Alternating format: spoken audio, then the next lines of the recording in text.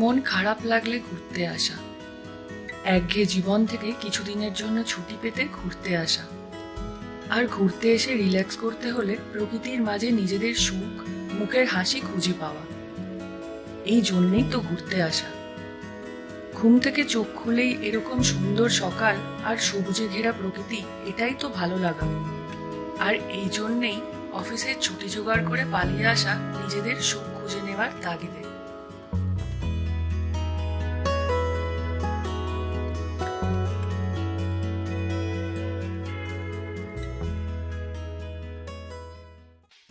ঘুম থেকে উঠে রেডি হয়ে বেরিয়ে পড়ছি সবাই। আজ কোটাগিরিতে আমরা কিছু কিছু সুন্দর জায়গা দেখতে যাব, বাট ম্যাপ ধরে সাইট সিইং করতে না, নিজেদের ইচ্ছা মতোই ঘুরব।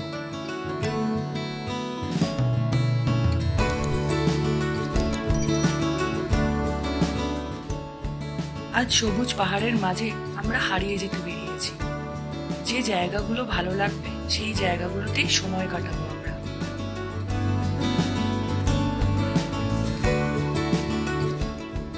এই দেখো, বাবাও বেশ খুশি মনে বসে বসে ফটো আর ভিডিও তুলছে। বাবাও অনেকদিন পর পাহাড়ে ঘুরতে এলো, আর এই জায়গাটা তো আমাদের সাথে সাথে বাবার কাছেও একদমই নতুন। এরপর আমরা বাবার সাথে নানা রকম গল্প করতে করতে এগিয়ে চললাম।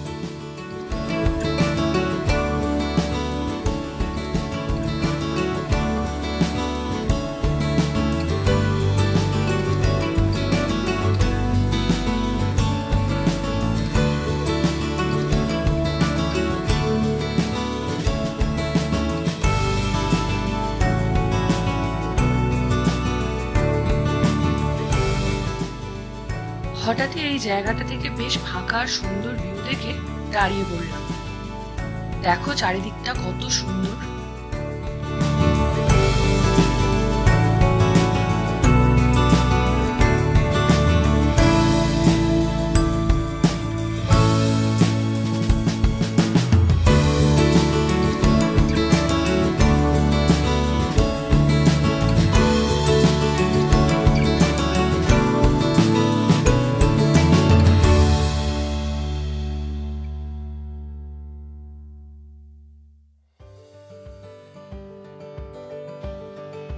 এবার সোজা এগিয়ে যাচ্ছি একটা সুন্দর ভিউ পয়েন্টের দিকে। এই ভিউ পয়েন্টের নাম হলো কোডানাট ভিউ পয়েন্ট।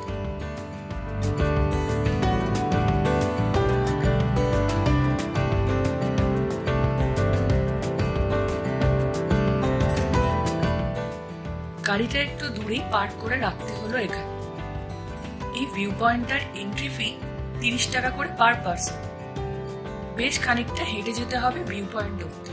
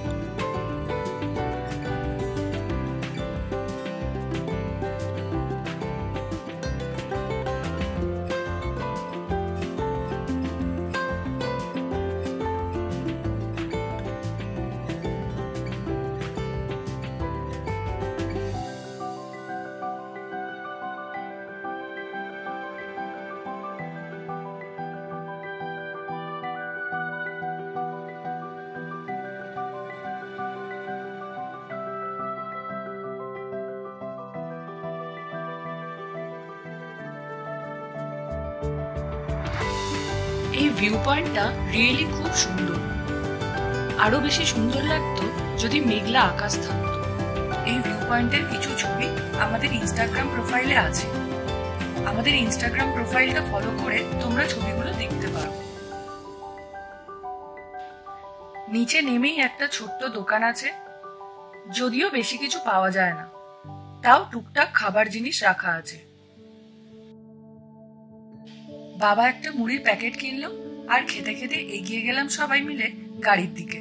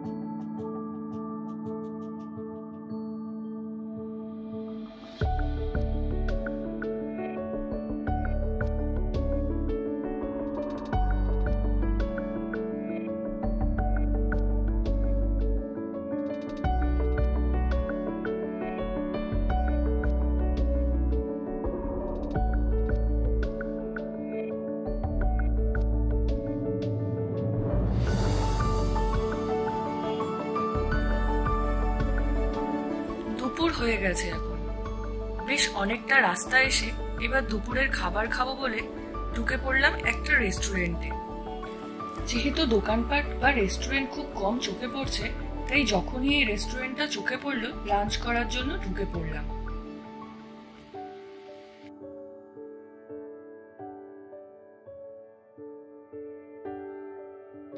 অর্ডার করে ফেললাম চিকেন বিরিয়ানি। বিরিয়ানির টেস্ট যদিও ভালো ছিল না, বাট পেট ভরে গেল এই যা। সাউথ ইন্ডিয়াতে ঘুরতে এলে বাঙালিদের কম্প্রোমাইজ করেই চলতে হয়, সবসময় মনের মতো সবকিছু হয়ে ওঠে না। খেয়ে দিয়ে আমরা এখন এগিয়ে চলেছি ডলফিন নোজ ভিউ পয়েন্টের দিকে। এদিকে ম্যাপও কাজ করছে না। যখনই কোনো গাড়ি দেখছি তাদেরকে জিজ্ঞাসা করে করে এগিয়ে চলেছি, আর ভিউ পয়েন্টটা বেশ দূরেই আছে।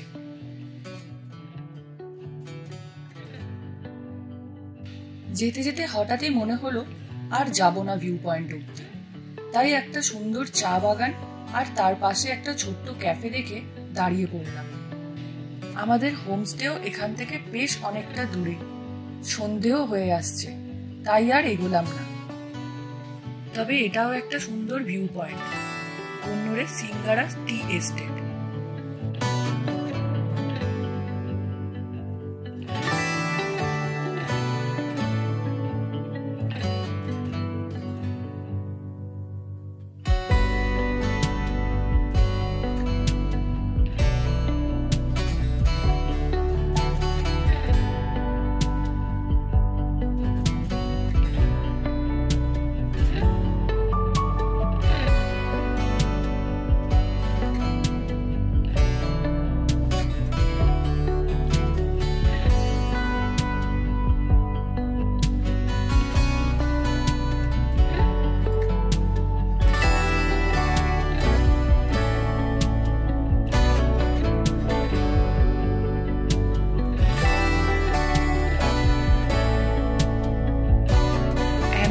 সত্যি খুব ভালো লাগলো।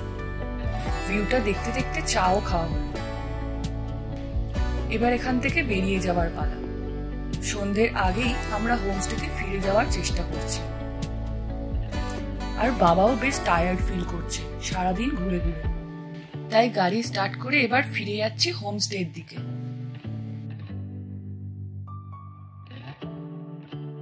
আগেই বলেছিলাম যেই জায়গাগুলো ভালো লাগবে সেখানেই দাঁড়িয়ে পড়বো। ম্যাপ ধরে ভিউ পয়েন্ট ঘুরলে মানুষের ভিড়ে আর প্রকৃতি অনুভব করা যায় না, তাই আমরা এইভাবেই দিনটা এনজয় করলাম, আর সন্ধ্যের আগেই হোমস্টেতে ফিরে এলাম। সারাদিন ঘুরে এবার রিল্যাক্স করার পালা। এই আমরা ফিরে এসেছি।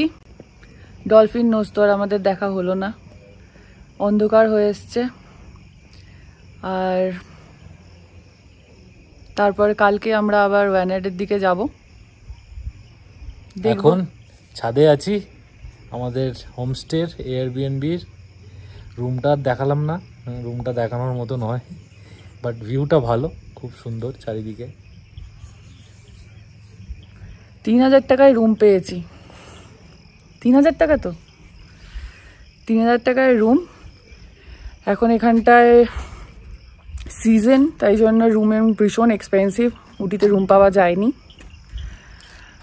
আর তাই জন্য এই রুমটাই ঠিক আছে, একটু ম্যানেজ করে নিচ্ছি। খাওয়া দাওয়াও খুব একটা ঠিকঠাক নয়, বাট চলে যাবে, একটা দিন দুদিনের ব্যাপার তো। এরপর কিছুক্ষণ অন্ধকার রাস্তায় ঘোরাঘুরি করে আমরা রাতের খাওয়া দাওয়া করে নিলাম। আমাদের খাওয়া দাওয়া হয়ে গেছে, সাম্বার, ভাত, পাঁপড় আর অমলেট আর চিপস। সো ফাইনালি আমাদের ডে 2টা শেষ হয়ে গেল। কালকে আমরা যাচ্ছি ওয়ায়ানাড। আমাদের এই ভিডিওটা ভালো লেগে থাকলে do like, share, comment and subscribe. পরের দিনে আমরা কিভাবে ওয়ায়ানাড পৌঁছালাম, কোথায় উঠলাম আর কি কি করলাম সেগুলো থাকবে নেক্সট ভিডিওতে। এখনকার মতো টাটা।